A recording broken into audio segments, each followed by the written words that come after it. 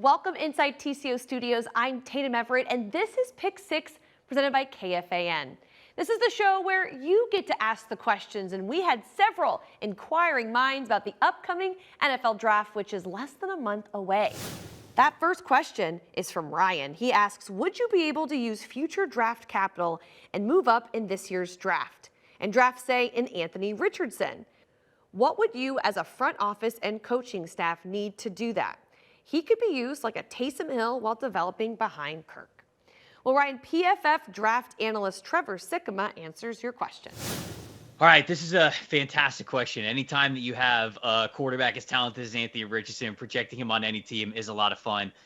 I don't know if the Vikings are going to want to give up the price to go all the way up to get him, because I feel like he's going to go in the top 5 in this draft, and it feels like if you're going to do that from 23, you're probably giving up multiple first-round picks to do it. So if you love him, if you think he's the future of the franchise, maybe it'd be worth it. But with all the other teams that are looking to go get quarterbacks in this draft, might be too big of a price for the Vikings, although it's always fun to imagine.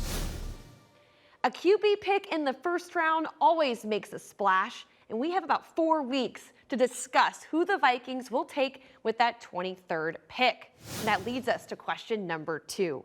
What would be the better scenario for the Vikings in the draft? A wide receiver in the first or a trade to gain more picks? That question is from Joe, and PFF analyst Brad Spielberger dives into this one.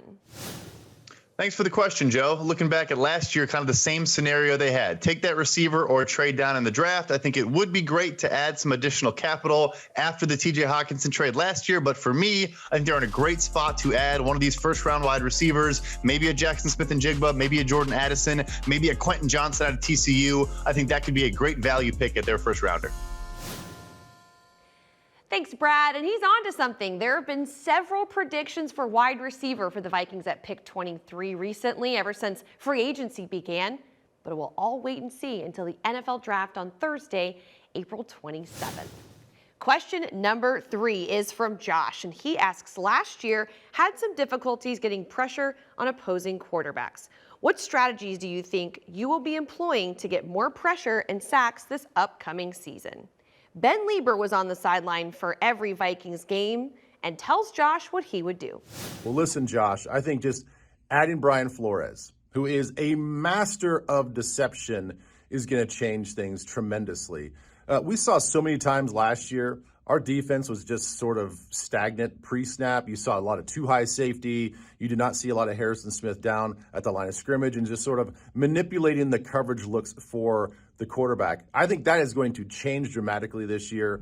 Flores loves to use a lot of deceptive movements pre-snap, and that's going to confuse the blocking schemes, even if it's just for a split second.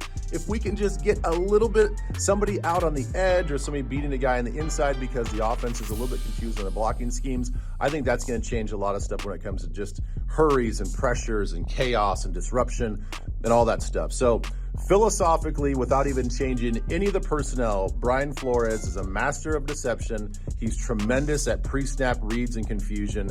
That is how we're going to get to the quarterback this next season. Thanks, Josh. See ya. Thanks, Ben. And Brian Flores has had to make some difficult decisions along with the Vikings front office when it comes to retooling the defensive side of the roster. That brings us to question number 4. It's from Fishing Gamer. He wants to know, with Eric Kendricks gone, is Brian Asamoah next up? And what do you see in him talent-wise? Someone who knows the linebacker position well, Vikings radio analyst Pete Bursage takes this one. Thank you for your question, Fishing Gamer. And yes, I do think this is a tremendous opportunity for Brian Asamoah. I think the fact that Brian has shown so much potential factored in to them saying, you know, Eric Kendricks, we have an heir apparent. You know, Brian, what I love is he's ascending. He started out just playing on special teams here and there.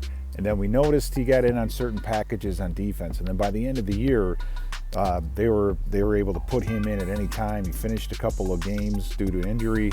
So he's ascending. He's definitely an ascending player, and he's taking advantage of the opportunities that he has. I'm fired up to see what Brian Asamoah can do. I think he's a very, very good football player, very aggressive, obviously very fast, plays hard.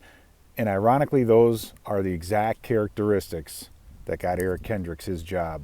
That's how he got his spot. That's how he kept it for 8 seasons. So for Brian Asamoah, good luck. I'd love to see him out there. Thanks, Pete. It really does look quite beautiful where he's at right now. And as for Brian Asamoah, the 3rd-round draft pick looking to make a huge jump in year 2. Up next is a question from Cade about this past week's owners' meetings. What are the owners really talking about when they're not in their meetings? Are they striking up deals and making moves? What's the atmosphere like? Vikings.com's Gabe Henderson was there and takes this one. Cade from Monticello, appreciate the question. Owners' meetings are by far one of my favorite trips of the year simply because I'm a nerd.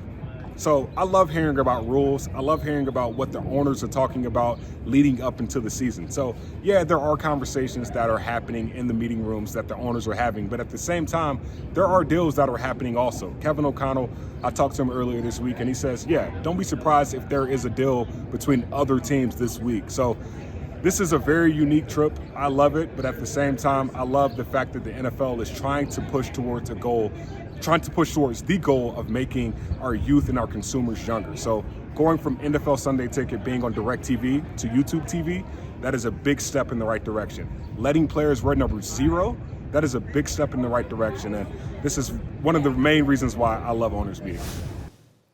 You can catch all of Gabe's interviews with the Vikings front office, as well as one with Vikings owner Mark Wilf, on Vikings.com.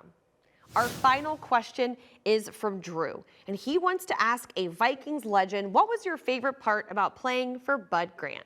We reached out to former Vikings wide receiver Leo Lewis to answer this one. The favorite part of playing with Bud is that he was true to his word. You know, when he cut me in 1981, he said that if they had any injuries at the wide receiver position, he would bring me back. They had injuries, and he brought me back, and I stayed with the Vikings for 11 years. So he was true to his word.